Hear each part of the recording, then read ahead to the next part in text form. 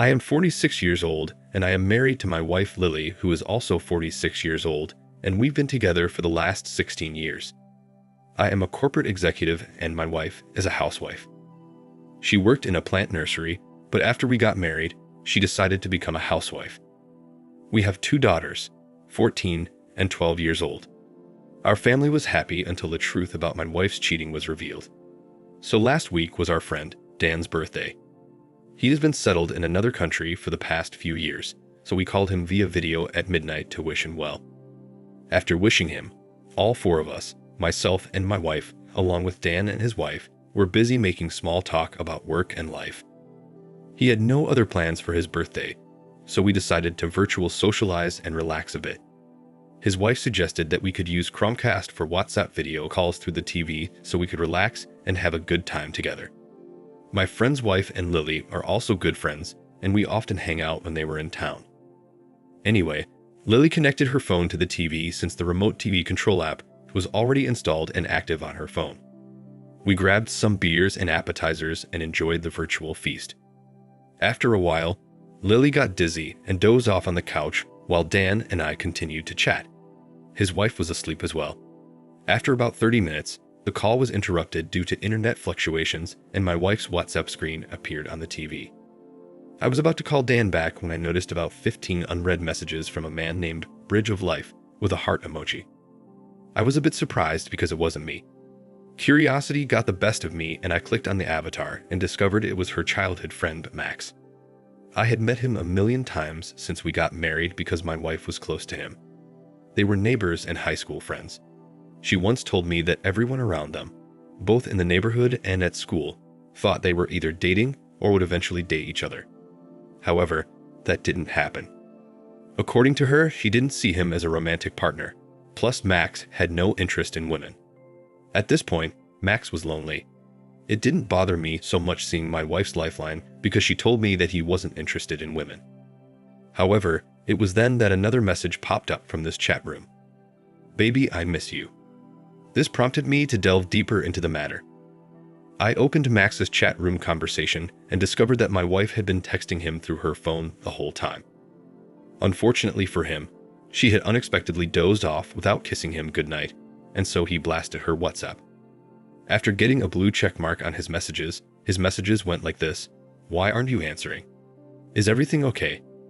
I can't sleep without your kiss goodnight. This can't be a conversation between good friends." By then, I was sure their relationship went beyond friendship. I scrolled through the chat room and found that they were texting almost every night. My goodness, what dark conversations they had. While my wife slept peacefully on the couch, I went over all the dirt she had endured with her lover friend. The chats occasionally flashed X-rated photos and nude pictures in between that gave me chills down my spine. I was in a daze, but I wanted to know everything that had happened between them. I didn't know how to take screenshots of these conversations on the TV, so I used my phone to snap images on the TV screen. After taking 6 pictures, I was done. I didn't care about collecting evidence. I wanted to know how and why. I wanted to scream out loud and vent my frustration, but I didn't know how to confront her. It was 3 a.m. and I was already under countless beers combined with several shots of whiskey. I barely had the energy to move or even think. I just kept scrolling through the chat room, seeing my failed marriage in front of me on the big screen. At that moment, everything seemed groundless. She shared every tiny detail with her lover, even the details of our intimate moments. In fact, after every private moment between us, she repeated the same with him to compensate for his feelings. I felt disgusted.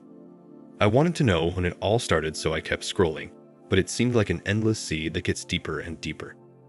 By then, the messages from Max had stopped coming, and there was dead silence in the house. I felt haunted. I grabbed the pillow lying next to me to make sure I wasn't dreaming or hallucinating. I was still mindlessly flipping through the pages when Lily suddenly woke up from her nap.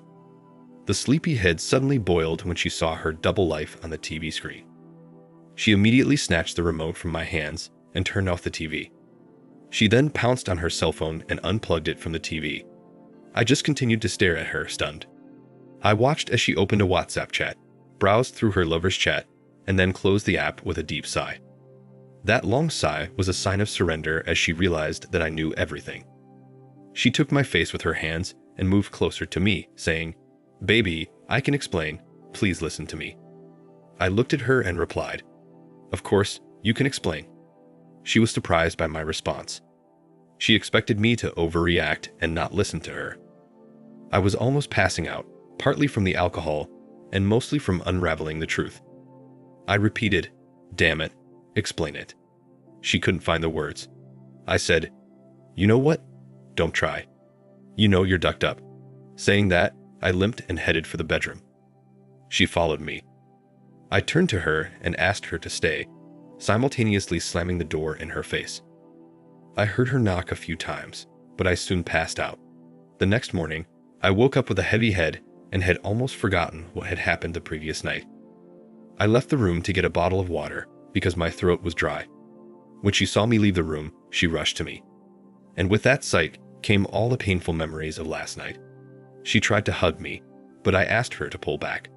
She pulled back with tears in her eyes and a puppy dog face. She told me that I had misunderstood. I ignored her and went to the fridge to get a water bottle. She kept nagging me that I was overreacting and he was just a friend, and that they never had any physical relationship, only in chat rooms. It was just healthy flirting. I wasn't ready for a confrontation yet, but her lame excuses flustered me and I yelled louder. "Really? Who in the world sends naked pictures to male friends? And what does this sexting mean? Wasn't he supposed to be interested in women? Then how the hell did he find interest in your intimate parts?" It was a Saturday morning, and thankfully my kids weren't home. They were with my parents this week to enjoy summer vacation. I stared at her begging for an explanation. My mental state was pathetic. I wanted to get to the bottom of the situation, even though I knew she would break me in pieces. I wanted her to confess all the details of her crime.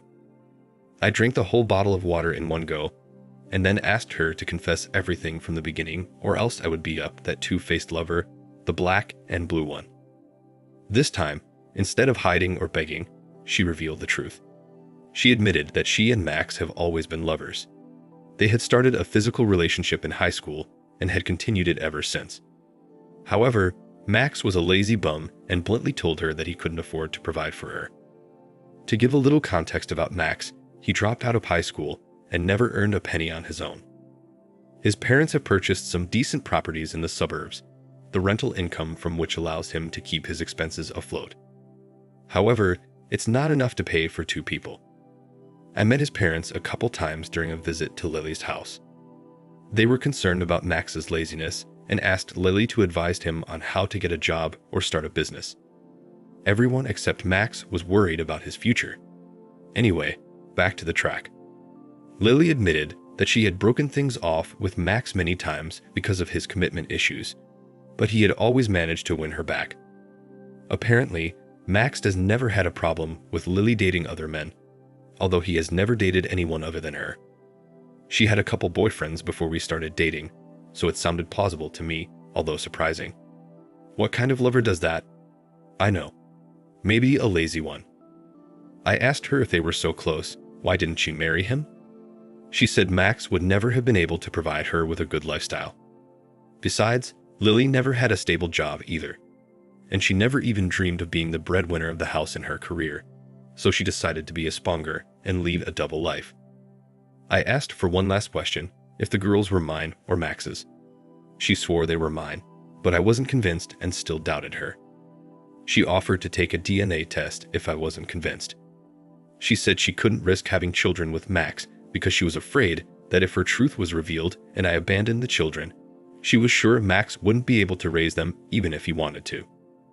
I don't know if I should be relieved to know that at least the kids are mine. I asked her to leave the house or I would reveal her truth to everyone, even the girls. They may be young, but they are smart enough to realize the truth.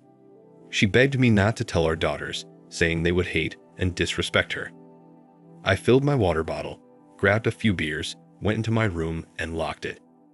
I sat in front of my laptop and stared at the screen for over an hour. I didn't know what to do next or who I should talk to. The truth was killing me from the inside out. I was suffocating. After emptying the bottles of beer, I left the room, grabbed my car keys, and drove to my relative's house, which was 40 minutes away. My mother-in-law answered the doorbell with a pleasant smile. but when she saw my red face, she realized something was wrong. She called my father-in-law, who ran out of the bedroom and sat me down. I was sweating and shaking with anxiety. I told them I didn't know the best way to confront it, telling them everything. As I revealed the horrible truth, my throat went dry and my body temperature spiked. In the middle of this conversation, we heard someone knocking on the door. It was Lily. She burst into the house and asked me to leave immediately. She said it was our own business and that we should deal with it rather than involve her parents. The next few hours were a series of emotional rage and confusion. I rebuked her for cheating on me for 16 years, while she brushed it off as a simple casual relationship that meant nothing to her.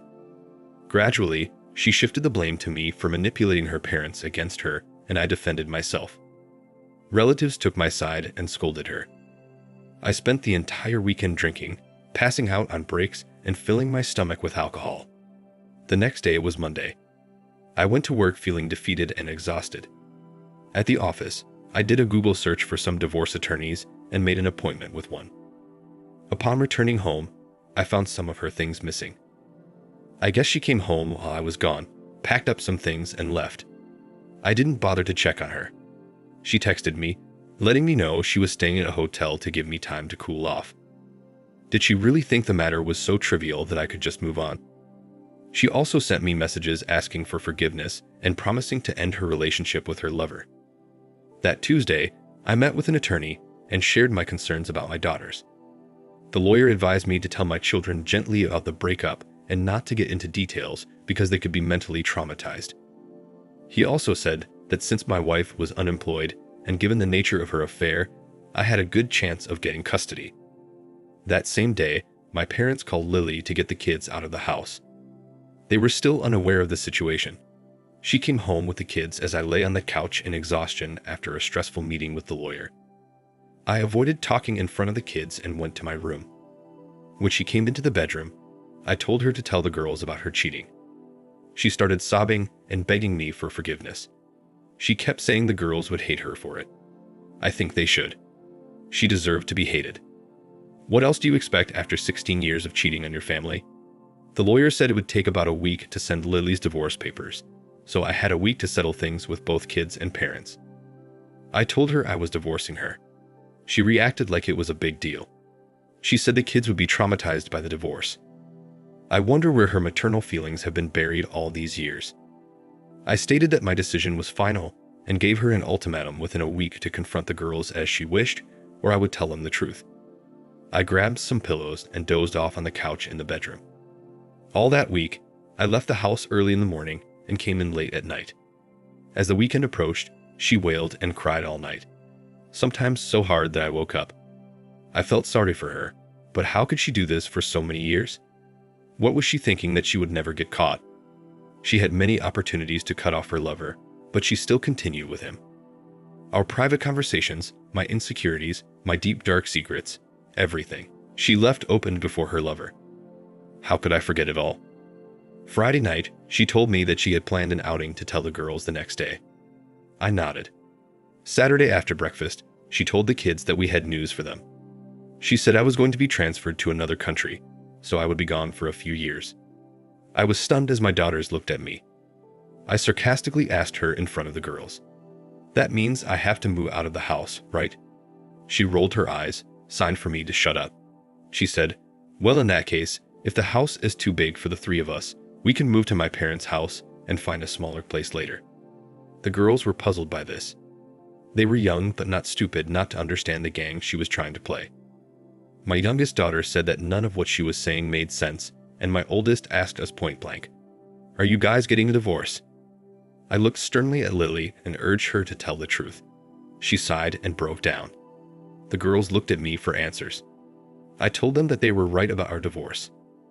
I explained to them that we no longer felt compatible with each other. My oldest daughter claimed that I might be having an affair, and that's why their mom was crying. She took her mother's hand and asked if I was cheating on her. Instead of clarifying the situation, Lily just hugged her in anticipation. The girls looked at me with disgust. I had lost my mind over this manipulative woman. I was stunned to see her flip the table around me. I told my daughters how I found out and what their mother was doing, of course, filtering out the plus content. Lily yelled at me for recanting. She told me that I had given her the right to give the girls any explanation as to why I didn't support her when she told them about my transfer. The situation got out of hand, and I decided to put an end to Lily's manipulation. I called my parents and Lily's parents and asked them to come over as soon as possible. They both lived 40 minutes away, and within an hour, all four of them were at my house. That hour was a nightmare I will never forget in my life. My daughters were crying while hugging me and seeing this. Lily was struggling to comprehend her actions. She even went so far as to paint me as a liar and manipulated the girls against me. She only stopped when I told her that I had pictures of those conversations. My parents were shocked to see us in such a state. I recounted the incident briefly. Everyone despised Lily for such a disgusting act. She kept sobbing and begging for forgiveness. For a moment, I felt sorry for her. It pained me too to see her in such a state, but she bought it for herself. Instead of painting me as a villain in front of my daughters, she could have just told them that we had fallen out of love or something like that.